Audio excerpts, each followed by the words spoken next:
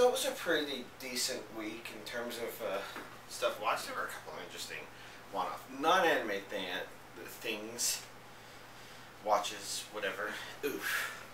But I think a good selection of anime. First of all, I watched all 27 episodes of the Book of Bantorra, and I think I mentioned last week that I started watching it. I guess in the end, it ended okay. I mean, it kind of ended in a way where I felt like it had brought up some major thing and kind of glued it. And I think the idea of the problem I have with that anime is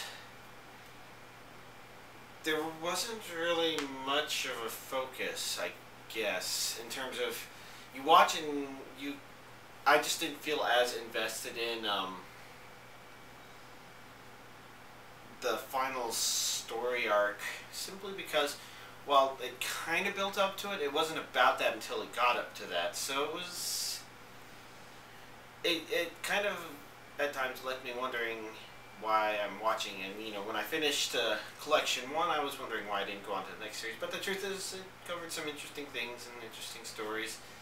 So it was an okay anime. It didn't wow me, but not all of them do. And yeah, that's a very personal preference thing, right?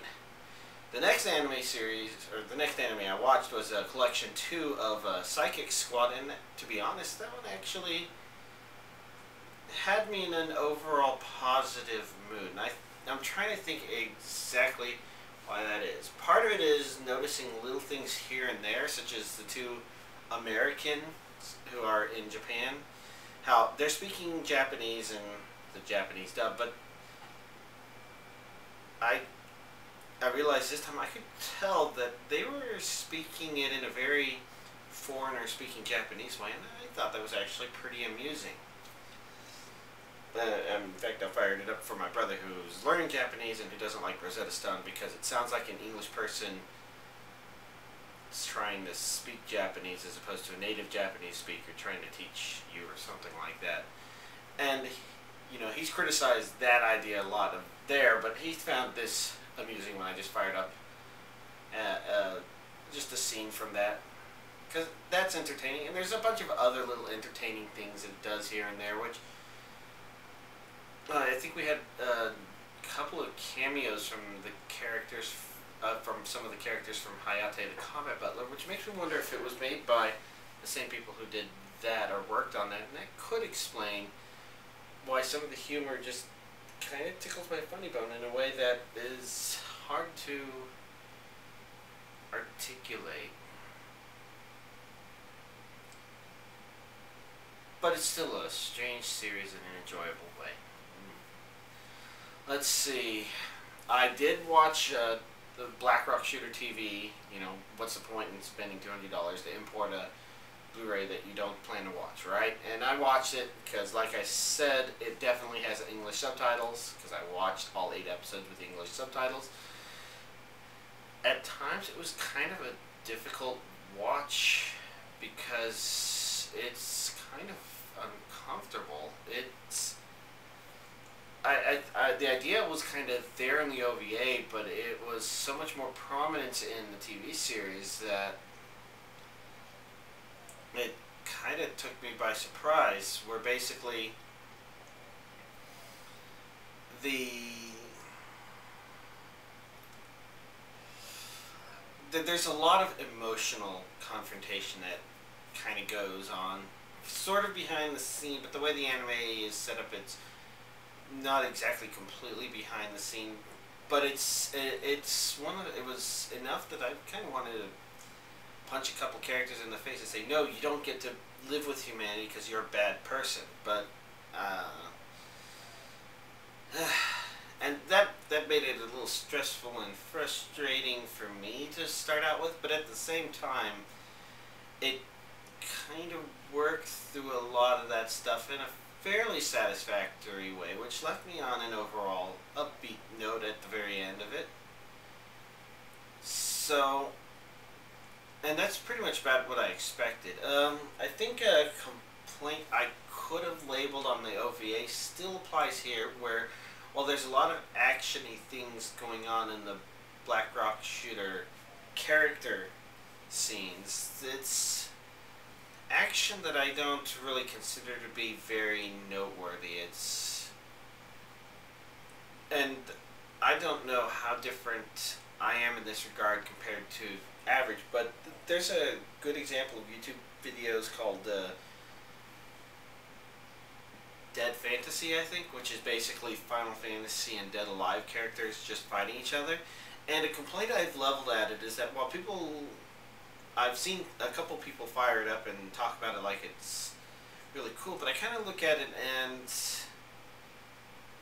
I can't help but feel like there's a disconnect between the danger of the situation and the fighting going on, and there's multiple ways that can happen, and the kind of problem is that it's just sort of, oh, they're doing cool things for the sake of cool things, and it's like, why does a big machine gun seem dangerous if it won't hurt the main character if it hits them anyways? And then it's like, why is it cool that they're pulling it out as opposed to comical when it's not supposed to be, because it's trying to be actiony in a non-comical way? And I don't know, it irks me. It doesn't entertain me nearly as much as I think the people that make these things think they should. And examples I could come up with of exceptions, it's like let's take FLCL as an example in the second robot, where, you know, in the end nobody gets hurt through the battle really, but they at least make it seem threatening by trying to have it feel like there's this large battle going on around people who are otherwise in danger if they do get hit, even if, you know, it kind of does some of them in some of the interactions in certain ways, like it doesn't matter as much. There's this at least perception that they're intentionally trying to create like there's danger there. And in other cases, even if the main character is ridiculously overpowered, the action gets kind of cool because you know what's at stake if they don't go through with it, and usually they give some other reason why the character can't move forward or something. But, you know, those are kind of examples of action-y. Well, I guess there's only one example there, and a kind of description of my thoughts on, I kind of wish that there was the action for the sake of action wasn't so actiony. And the truth of the matter is that while there is some idea of consequence in Black Rock Shooter in terms of the battling going on, it's presented in an almost not so consequential way and more dramatic than disastrous, I guess. So, I don't know. The final thing I watched is Fractale. Now, an interesting thing I've heard, and I haven't looked around and confirmed, is that apparently the director of it thought that it would change anime, and the reason that's worth bringing up is simply because I didn't notice anything that felt like it would change or would be something that somebody would think should change things. Which makes me think that maybe the director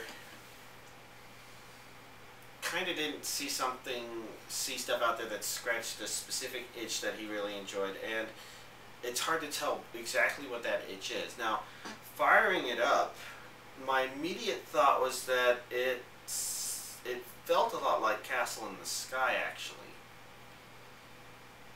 It's kind of hard to pinpoint exactly why this is, but I think part of it is that some of the mannerisms of some of the characters feel a little bit inspired by Ghibli movies and titles. And in series, that's maybe something kind of interesting and different. But at the same time, there was this very interesting contrast in the scenery and what was present that kind of makes it feel like something like, I don't know, Summer Wars maybe was mixed in, except I say Summer Wars only because I can't think of any other good example of here's a virtual world that everybody exists in, and you see everybody as a form of avatar. And Fractale kind of doing a similar thing-ish.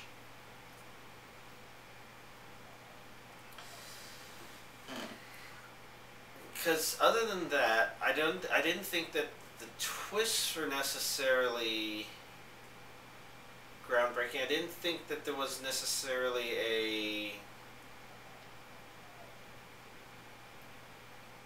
maybe a kind of it's okay way of allowing you to kind of perceive what you want to about the ending, but definitely not in as epic a way as something like Serial Experiments Lane or something. So hard to say. It just had a bunch of strange things, and overall it was okay. It wasn't bad by any stretch. I really liked the opening for some reason, and I suspect it's because it subtly reminds me of something, some other song or song style that I haven't heard anything do in a while, and I can't really think of a good example or thought, because that was just a very vague feeling, kind of hard to pinpoint exactly, if you understand what I'm saying. But oh well, overall, that's that. Those are the animes I've watched, but that's actually a good amount of stuff, since that's 50, maybe close to somewhere between 60 and 70 episodes, so that's not bad for a week.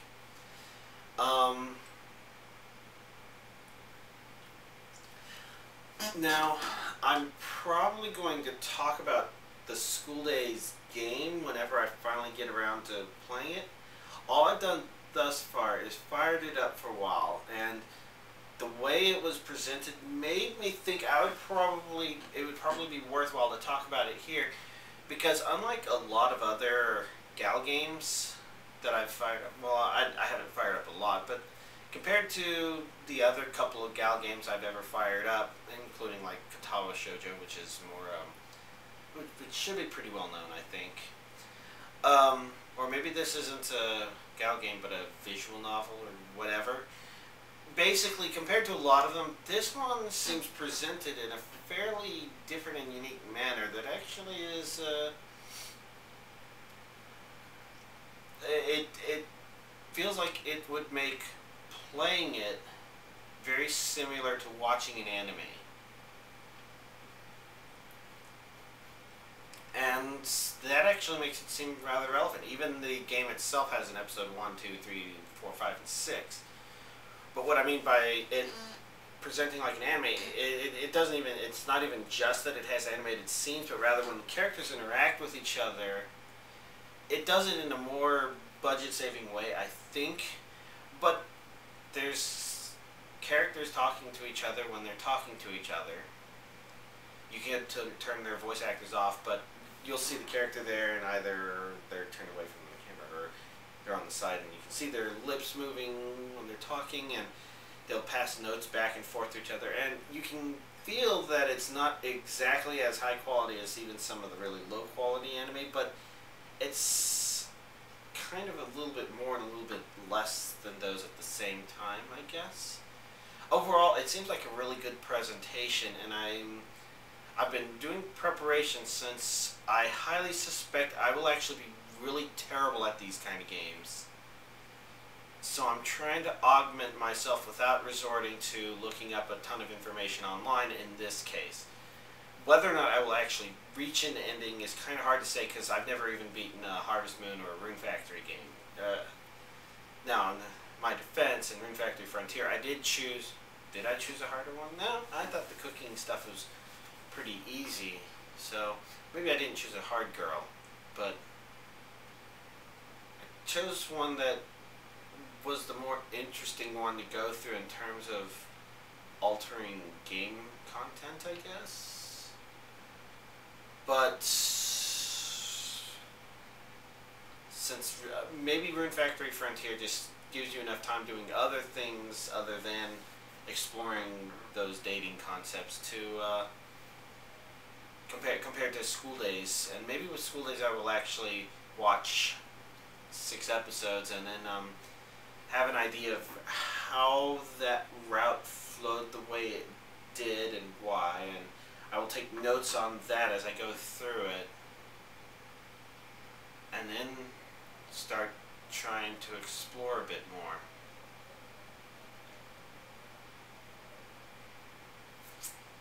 I don't know, but that's the general thoughts. So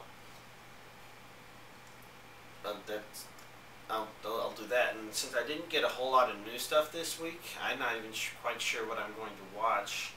Maria Holic Alive from last week is probably up there, but I don't know. I guess we'll find out. So